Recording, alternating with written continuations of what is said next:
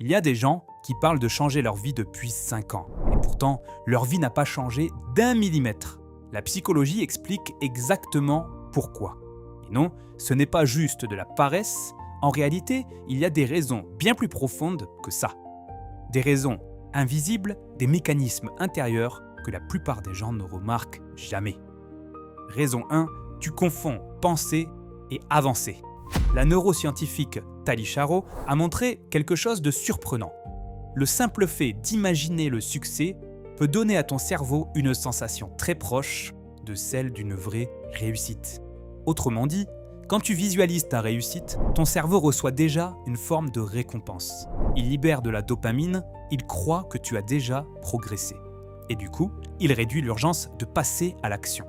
Alors oui, tu te sens motivé, tu te sens bien, tu as même l'impression d'être en mouvement. Mais dans la réalité, tu n'as encore rien fait. Et c'est précisément là que se trouve le piège. Tu ressens la satisfaction avant l'effort. Donc ton cerveau n'a plus autant de raisons d'agir. Raison 2, ta peur de l'échec se cache derrière ta motivation. Tu ne manques pas forcément d'ambition, tu ne manques pas forcément d'envie. En vérité, tu as souvent peur de ce qui pourrait se passer si tu essaies et que tu rates. Parce que tant que tu n'essaies pas, ton rêve, il reste parfait, intact, protégé, invincible. Mais dès que tu passes à l'action, le risque apparaît. Carol Dweck de Stanford appelle ça le fixed mindset. Certaines personnes préfèrent ne pas essayer du tout plutôt que d'essayer et risquer de prouver à leurs propres yeux qu'elles ne sont pas capables. Et le plus troublant, c'est que tu peux être là-dedans sans même t'en rendre compte. Raison 3, tu attends le bon moment. Richard Branson dit une chose que peu de gens ont vraiment envie d'entendre. Il dit « Si quelqu'un te propose une opportunité et que tu n'es pas sûr de savoir comment faire, accepte-la quand même, puis apprends ensuite. » La préparation complète n'arrive presque jamais avant l'action. Elle vient après et elle se construit pendant. Mais toi, tu attends de te sentir prêt. Tu attends le déclic, le bon timing, la bonne énergie, le bon contexte. Et ce moment parfait n'arrive presque jamais.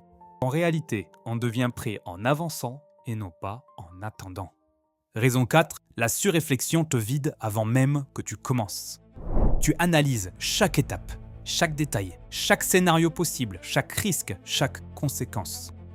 Tu veux tout prévoir, tu veux éviter l'erreur, tu veux être sûr.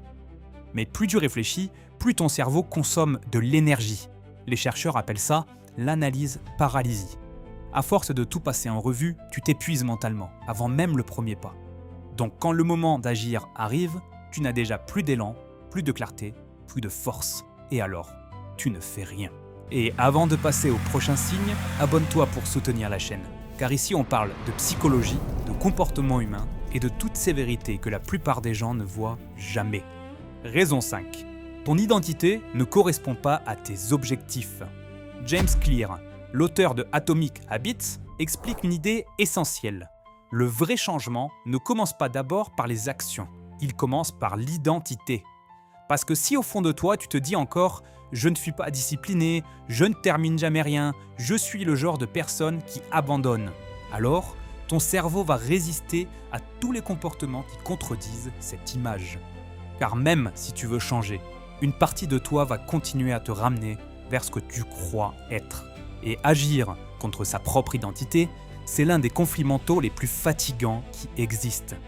Tu n'es pas seulement en train de lutter contre l'effort, tu es aussi en train de lutter contre la version de toi que ton cerveau considère encore comme vraie. Raison 6. Tu es accro au potentiel, mais pas à l'effort. Parler de grands rêves, c'est excitant. Imaginer ce que tu pourrais devenir, c'est stimulant. Ça te donne une image forte de toi, ça te donne de l'espoir et parfois même ça te donne déjà un sentiment de valeur. Mais la chercheuse en psychologie Gabrielle Ettingen a montré quelque chose d'assez inconfortable. Les personnes qui passent le plus de temps à fantasmer sur leurs objectifs obtiennent souvent de moins bons résultats. Pourquoi ? Parce que le fantasme peut remplacer l'action. Il donne une satisfaction émotionnelle immédiate, sans exiger le moindre effort réel. Alors, tu restes attaché à l'idée de qui tu pourrais devenir. Parce que cette idée est agréable, rassurante, valorisante. Et souvent, elle est beaucoup plus confortable que le fait de regarder en face qui tu es aujourd'hui et ce que tu dois vraiment faire. Tu te reconnais dans une de ces raisons, laisse un like et dis-moi en commentaire dans laquelle tu te reconnais. Avoir de grands rêves, ce n'est pas rare. Presque tout le monde en a. Mais les transformer en réalité, ça, par contre, c'est beaucoup plus rare. Et la différence, ce n'est pas uniquement le talent. Ce n'est pas seulement l'intelligence. Ce n'est pas seulement la motivation. La vraie différence, c'est la capacité d'agir, même quand ton propre esprit te freine, te fatigue, te détourne ou encore te raconte que ce n'est pas le bon moment. Parce qu'au fond, le plus grand obstacle, ce n'est pas toujours le monde extérieur. C'est souvent la mécanique invisible qui tourne à l'intérieur de toi. Et tant que tu ne la comprends pas, tu continues à croire que tu manques de volonté. Alors qu'en réalité, tu es peut-être simplement en train de lutter contre les mécanismes psychologiques que tu n'avais jamais appris à voir. Et c'est exactement là que tout peut commencer à changer. Pas quand tu attends d'être parfait, pas quand tu attends d'être prêt, mais quand tu comprends enfin pourquoi tu restes bloqué et que tu décides malgré ça de faire le premier vrai pas.